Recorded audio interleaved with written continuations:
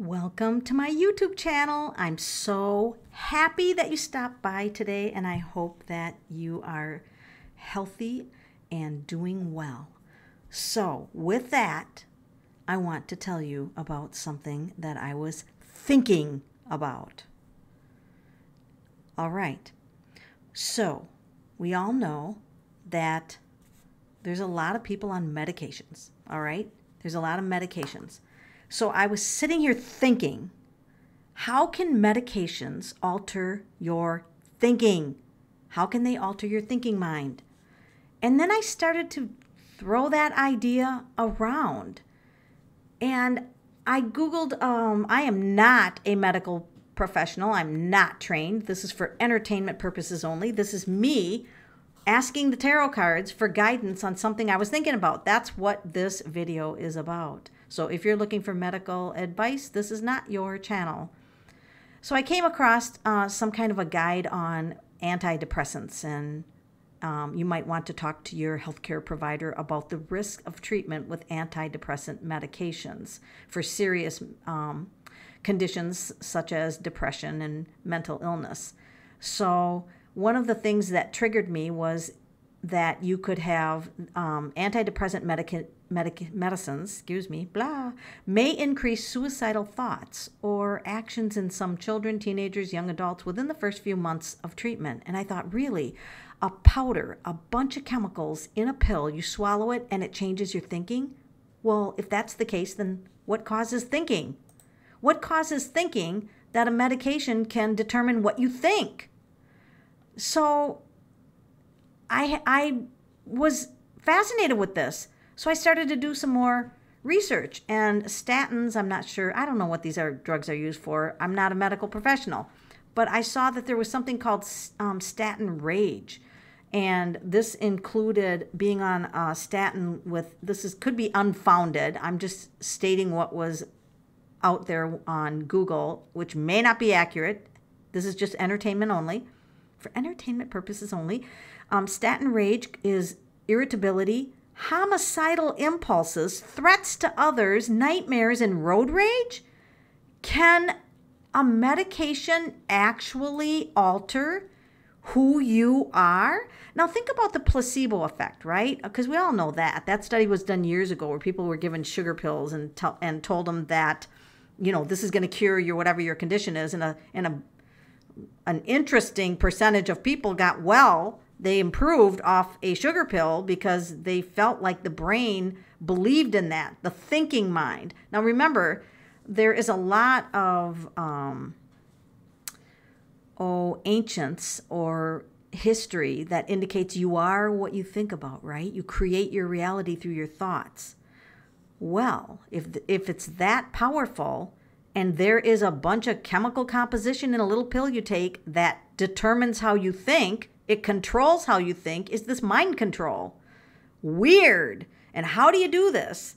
Right? We all know there's mind-altering drugs. We all know that. But the concern for me is how can these affect our thinking mind? You know, and can they generate thoughts that we normally wouldn't have? Obviously they can, because there's warnings on them. So how does the brain generate thoughts? I had to ask that. And it was like, there's neurotransmitters that generate electrical signals into neighboring neurons.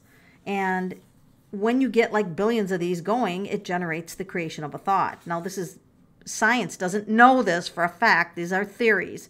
So how does the brain take to new ideas? Well, it puts together these new thoughts and these new ideas into algorithms. In other words, our brain is like a big computer, and it identifies patterns, and then it puts the new activity into the pattern, responds to the keywords, symbols, colors, etc., and creates a thought.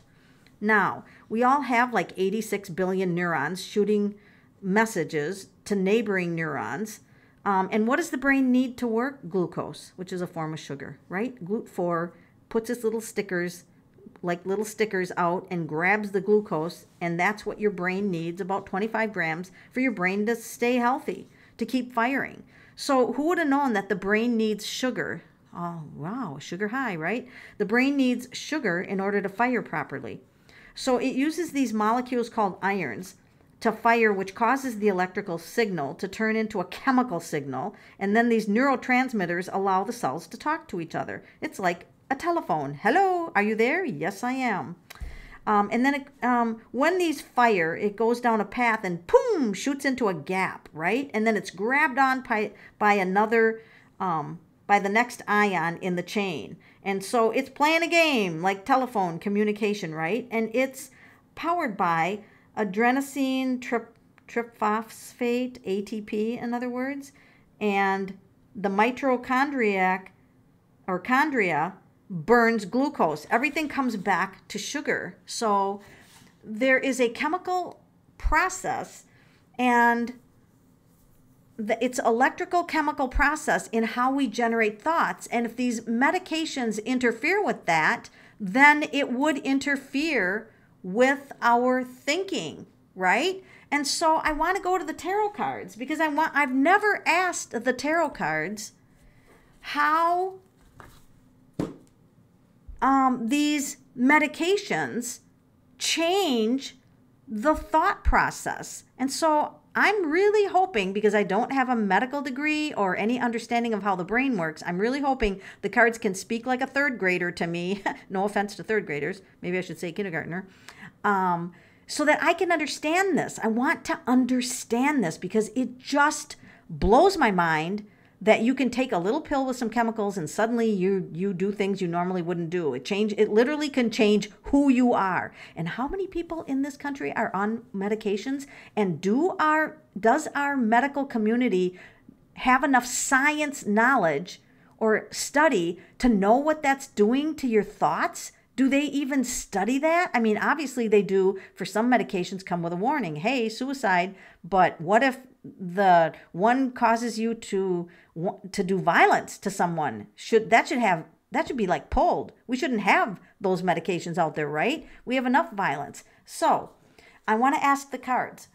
And I always keep it open-ended at first and let the cards just tell the story. So this is the Universal Weight deck. It's my go-to serious deck. But I like to switch and I like to use a lot of different decks. And so I'm going to ask the cards, tell me what I need to know about medications changing the brain and how it functions as far as creating thoughts. Because you are what you think about most of the time, right? Oh my God. All right, I'm going to use my chopstick for a pointer, and I'm going to point out what I notice. So here's one of the things that the tarot cards is telling me. First of all, this is a pentacle, so this is the physical earth. Second is this is the neurons. These are like either the neurons or this is information, right? And it's fired in a very organized pattern. I also feel like this is a matrix. There's different neurons in the matrix, and this is how energy is stored. And then I feel like these are fired, that sometimes they're fired and they're not grabbed onto. And if they're not grabbed onto properly, it causes confusion. Like these people are outside, they look a little confused. So what it's telling me is that there is a very physical process to thinking. We all think because we can't touch one of our thoughts, we can't grab one of our thoughts. We think, well, it's, some of us think it's generated in thin air, right? How do these thoughts get generated? We can't really touch thoughts. And, but this, according to this is a very physical process of how the brain generates thoughts. And if too many of these go off and don't get caught by the neighbor, in other words, you don't get the full telephone. So in other words, the telephone's ringing, and the next cell doesn't pick it up. It's ringing. It just goes out there in nowhere land. And this causes confusion. So this could be the key to maybe dementia, is that the cells aren't, catching the information. So now I'm going to ask the cards to continue telling the story about this. Ooh, then how does the spiritual concept play into that? Because this is wands. So the wands indicate that this is a challenge. Like this one's touching this one, touching this one, and touching this one. So they they connect at different locations. Oh, what are you telling me? Well, this feels like telepathy. So telepathy is reading someone else's thoughts. Well, how does that happen? Oh, that would be what the spiritual thing is about. It can travel through the airways, not just in... Oh! So these neurons can travel through the airway and ping on us. Hey, that's weird. No, it's not. Because these people could look at the symbol, and the symbol can get translated by the brain and cause the brain... Oh my God! That's what advertisers do. They'll use colors, certain colors, to stimulate the appetite of someone. So if they look at I'm just using McDonald's as a guess. McDonald's has a certain color, and they would put that color out in front of you, and you would say, I'm hungry for McDonald's, because you associate the symbol and the color with eating, and it tells you that you need to eat. Oh my God, that is also a form of mind control. Oh man, do you see how my brain never shuts off? Do you wonder when I ever sleep? So they're telling me, Melanie, yes, it's a physical process, but it's also in the airways. It's also in the airways through symbols. Okay, I got you. Thank you for making that clear. Thank you to the tarot cards. I am very thankful to them for providing endless guidance to all of my questions. So here we go.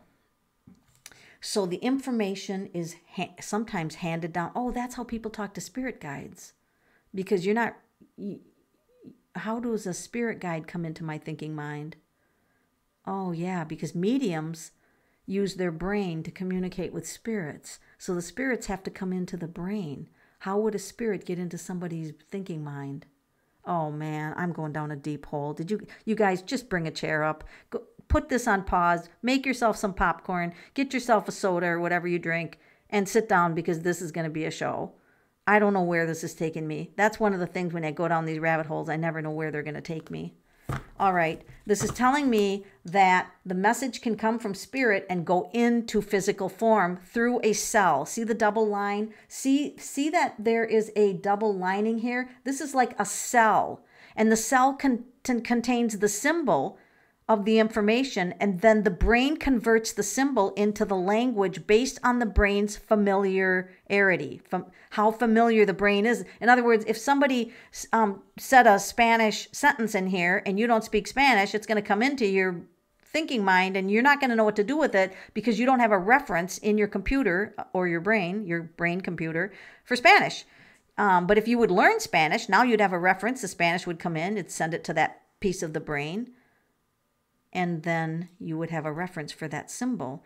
And then there's also symbols that can affect you even if you don't know the definition of them. They can still influence you even if your thinking mind doesn't know it. So that means your cells react to information whether your brain can translate it or not. Oh, God, this is getting deep. Let's keep going, shall we? Okay, so the cards have such a sense of humor. So here we need, I was just imagining how big does our brain have to be to hold this huge computer? Because remember in the days when computers were huge, you'd haul home these big boxes, and then all of a sudden they became tinier and tinier, and yet they could do more and more and take up less and less space. This is how the brain has evolved over time. And this is the juggling of information on the path.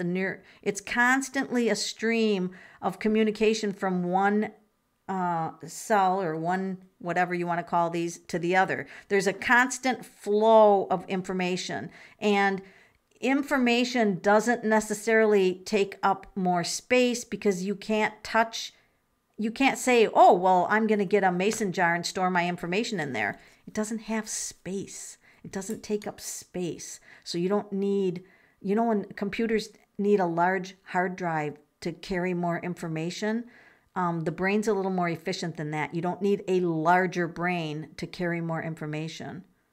At least this is what the cards are telling me. I don't know. I mean, you guys have to judge for yourself based on what you know, and you probably know more than me. And this is Master, the King of Cups, mastering. Oh, and then we have the emotions. Okay, so, oh gosh, back up.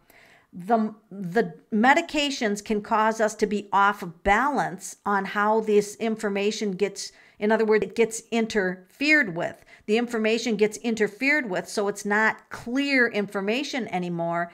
and it affects the emotional body. The King of Cups is the emotions. So when the medications alter the chemical exchange, and it makes you think a thought that it wasn't intended, in other words, a thought that you weren't intended to think, gets created by this chemical change, your body now reacts to the new thought, emotionally reacts to the new thought. Okay, all right, this is getting a little interesting. I don't know if there's ever been a tarot reading on something like this. I'd be interested to know if there was. So these medications they bog down and burden down the system. And someone who's already burdened, it can take them even further.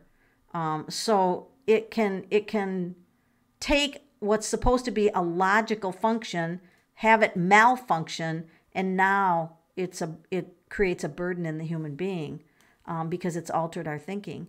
Are there medications out there that we could develop that wouldn't have to change our thinking mind?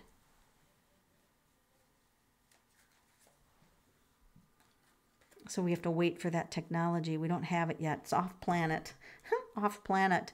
We have to rise up above the way we think right now. In other words, we have to really evolve our thinking, because here's the world, and this person who's highly above the world is thinking, my gosh, these people are cave, like, from the cave days, the archaic, we've got to evolve more and put more precedence in studying of the brain, and especially intuition and psychics. How do psychics go out and predict the future? Well, you're not really going to the physical future, right? So this is all done through your brain. So that's interesting too. All right. Yep, that's the learning card, Page of Pentacles. This is the student focusing on this piece of information that gets transferred. The cards are indicating if we could study the information that gets transferred, of course, then what if they studied it, mastered it, and then they could control all of our thoughts? Can that happen? Would they be able to, if they found out too much about this, would they be able to completely control our thinking minds? Oh, fuck. I didn't want that. Sorry. I didn't want that card to come up. They can steal your thoughts. You can't make this shit up, even on a good day. This is the Seven of Swords. He's stealing something. What is he stealing? Swords. What are swords? Air. What's air? Thoughts. Stealing your thoughts away. So you're not even your own thoughts. Look at the shadow people in the back. So they could steal your good thoughts and replace them with shadow thoughts. Well, that's what some of the medication's doing. So they're doing that now. Bastards. I don't even know if I can't call them bastards because maybe they're not doing it intentionally. But they have a warning on it. This is frustrating. So yes, the answer to that is yes, they can steal your thoughts. So I don't want my thoughts stolen. Is there something people can do to stop that? Like to stop their thoughts from being controlled? What do? It's like a movie. Get a plan. Knowledge is power. I feel like this is a paper full of symbols. It's like know how the system operates. There you've got the cells communicating with each other. Learn. This is the card about working together, and knowledge is power. Knowledge is power. So learn about it. Okay, we'll learn about it for sure, because nobody wants their brain controlled, their thoughts. That's just weird. Oh, look at this in the mind. They're studying people who have brain injuries. That's what this card is about. People who have brain injuries and their patterns get interrupted, their brain patterns. They're studying that. Ugh, I don't want the wrong people to get this. You want the loving, kind people who will use technology to help people, not hurt people. And the cusp of this is what they're not getting is how the intuition works. That's good. That's good. They don't know that piece. Good. So they don't understand the intuitive side of it. We got that going for us. So, wait. Are you saying if people develop intuition that they can bypass mind control? Okay, let me ask that. If people learn to become intuitive, which everybody is, you can just develop it as a skill, are intuitive people less likely to be brain controlled, mind controlled? Intuitive people. I don't know why I'm asking that. There's the racing thoughts. That would be the medication having like angry thoughts, but for intuitive people, how would that influence them? Oh, they could be even extra sensitive. So, okay, so I'm going to say that intuitive people have to be careful too, because intuitive people could cause anxiety, and this could be suicidal thinking. So what do the intuitive people do? I'm not going to have any cards left in this deck. What do the intuitive people do to protect themselves? Ooh, become more spiritual. Become more spiritual. This is spiritual energy. And this is organized. And this is prepared. And this is protected. He's got armor on.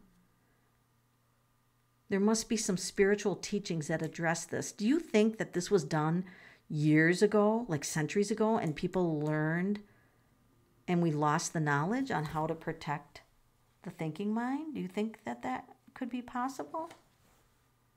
Yes, they mastered. Yeah, this is the Queen. They mastered the spiritual concepts.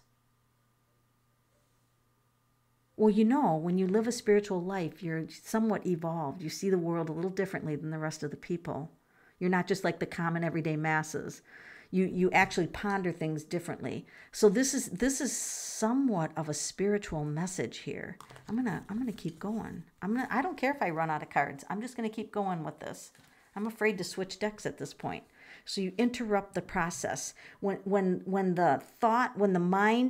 they try to interrupt the process and kick the person out so you don't have free will and bring in their thinking, you interrupt the process and you reject that process and you master the thinking mind. You've got to master the thinking mind. That's the King of Swords. So you interrupt the process and you master the thinking mind. So you know your thinking mind beyond a shadow of a doubt. And when a thought comes in, it's not yours, you're like, no, get out, kick it out. You're prepared. It's never going to get in. I love that. That means that we do have control over this.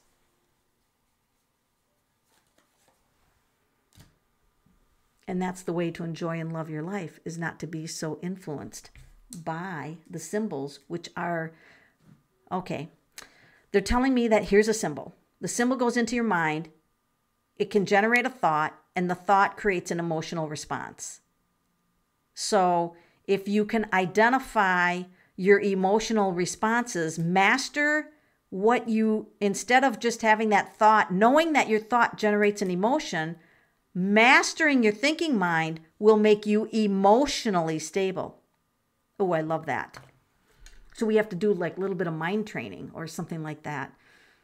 Thought training, to have positive, powerful thoughts. So what if somebody's taken this medication and it goes to alter their thoughts? What do they do? If they're taking this medication, it's altering their thoughts. What do they do? Oh, yeah. Okay, so it's people that are depressed and in a weakened state. And now see, they're crying over their weakened state, but there's two opportunities sitting over here. There's an opportunity sitting behind them. Two of them. They don't see the cups that are upright and opportunities. And this is taking control. So this is the Emperor taking control, not to allow this medication to cause this deep sadness and these hidden dark thoughts, but to use the opportunity to gain control over this is gaining control over all areas of your life. I mean, he's got his feet on the world. He is in control of his own world. Oh my gosh. I did not expect this reading. Usually I use a lot of decks. And this just went with the universal weight for the whole thing. So, all right. So how do we end this? What do people have to know about this? What would be valuable for anybody watching this? What would be valuable for them to know? See, okay, now this is interesting. See, try to learn how the brain functions. What does your brain react to? When you're in an emotional state, what thoughts did you have just prior to that? Can you change your thinking and change your state? The hangman is seeing your entire life from another perspective. So the cards are saying that we need to completely flip upside down from how we thought our life is, or our process of thinking, or our process of intuition. Flip it around and start paying attention to what the head area is illuminated with yellow. Look at that. Pay attention to the thinking mind and how it affects you emotionally. Pay attention to this. So the cups are like, observe yourself, observe your thinking, observe your emotions, observe what triggers you have, and that's the beginning of getting control over your life. Holy smack. This was quite the session, and I do want to thank you for joining me. This was purely for entertainment purposes only. There is no medical advice or information in this at all. This is just entertainment based on some questions I asked.